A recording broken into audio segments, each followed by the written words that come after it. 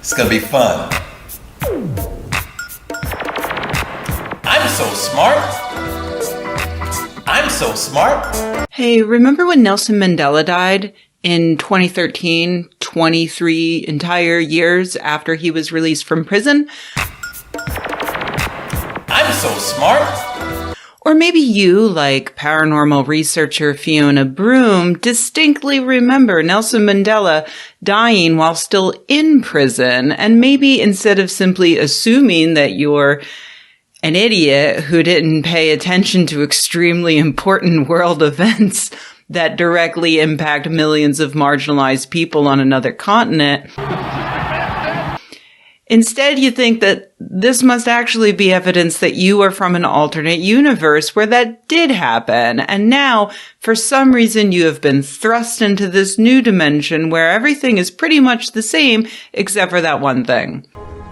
Do you have the slightest idea how little that narrows it down? My point is this. If you want to study why people seem to have shared delusions that they independently come up with, you have to study each of those delusions as unique instances, even if they all appear on the r/Mandela effect subreddit. I'm so smart. Real smart. Real smart. The Mandela effect, a catch-all term now for any mistaken memory that a person truly believes in their heart is a correct memory. And look, yes, I am a critical thinker who has ascended beyond such conspiracy theories. Are you sure about that?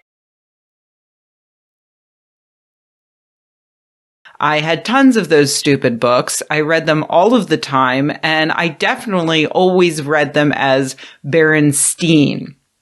But when I heard that, it was actually Berenstain, I looked up the books. I read the Wikipedia page for the authors who named the bears after their own last name, Berenstain, and I accepted the fact that I was wrong. I'm terrible with details. It's not exactly shocking that this happened, and I don't need to invent an entire additional universe to explain what happened here. Here we go.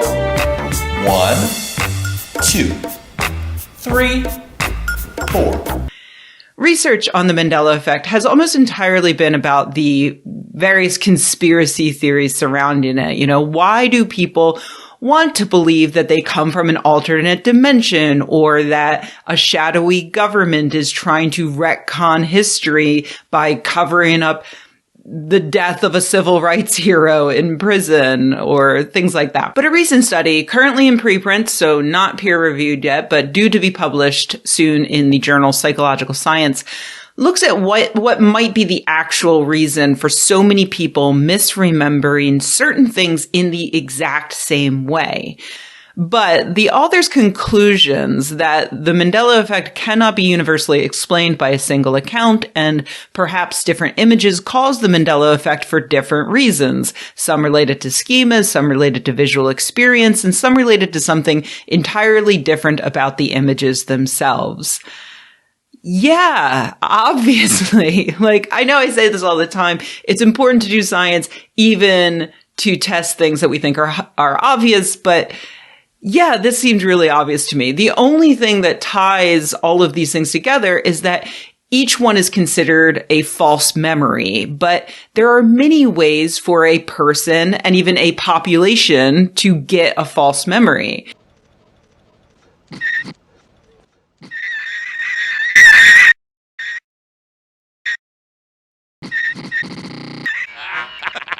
Allow me, a complete non-scientist dum-dum, to go through and give you what I think is a pretty reasonable guess for what's happened in each of these cases. The VW logo having a gap between the letters, you know what? It looks better without the gap. There. End of story. People remember it without a gap because they default to a simpler and more streamlined design.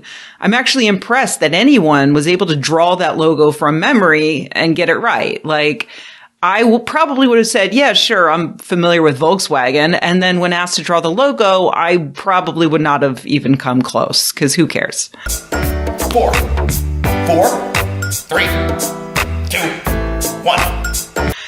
The Monopoly man not wearing a monocle. In our culture, we use a monocle as a shorthand for out-of-touch fancy rich guy. All those things we also associate with the Monopoly guy. That's it. That's the explanation. Our stupid, tailless monkey brains take shortcuts. And so when we ask our stupid monkey brain to show us the famous fancy rich guy, it throws in a monocle because they're all in the same bin together. That's it.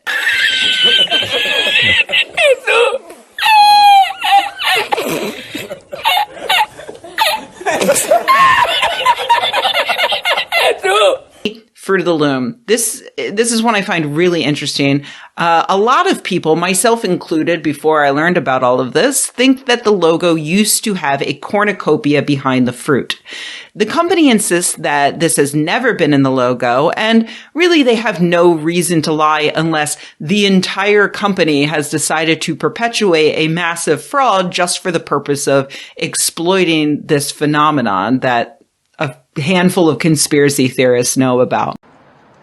What the hell did you just say? This is the logo that was around when I was a kid and when many of the people who claim to recall a cornucopia were kids. It resembles the previous one from 1962 quite a bit. And in both of those logos, what the heck is that brownish yellow stuff? Leaves? Leaves that are the same brownish yellow color as those berries in the front?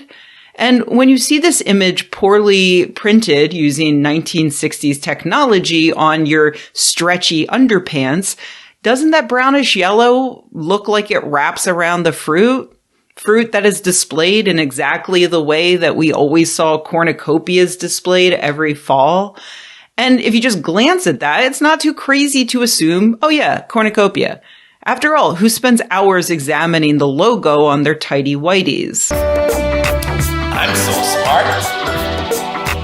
I'm so smart. Curious George not having a tail? Okay, he is constantly referred to as a good little monkey, always very curious. He is constantly, consistently called a monkey. And you know what? Monkeys have tails. Oh, but what about the Barbary macaque? Shut up, nerd! Seriously, people associate monkeys with tails.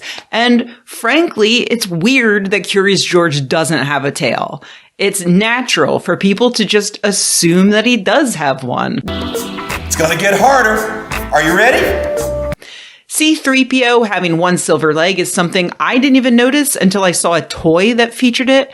But here's the thing. The toys I played with in the 1980s didn't have that. And I spent a lot of time looking at that character on screen, but way more time playing with those toys, which had two golden legs, like the officially licensed C-3PO, two golden legs. Also, 3PO didn't have the silver leg in the prequels, nor did he have them in the most recent 3 movies. And in the originals, his legs are rarely shown, and when they are, the silver leg is pretty subtle. Like, most people are not going to notice. So just shut up, nerds. 1, 2, 3, 4, 5, 4, 3, 2, 1.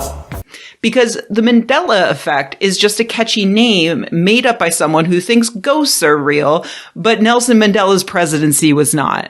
And maybe we shouldn't assume that there's necessarily some through line between that and a guy who was positive Britney Spears wore a plaid skirt in the Hit Me Baby One More Time music video.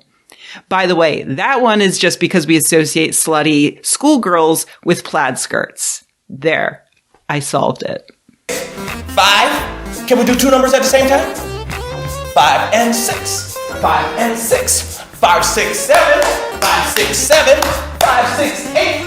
5, 6, 8. Woo! Man, that was awesome. Awesome. Pour some sauce on that baby. Awesome sauce. What else?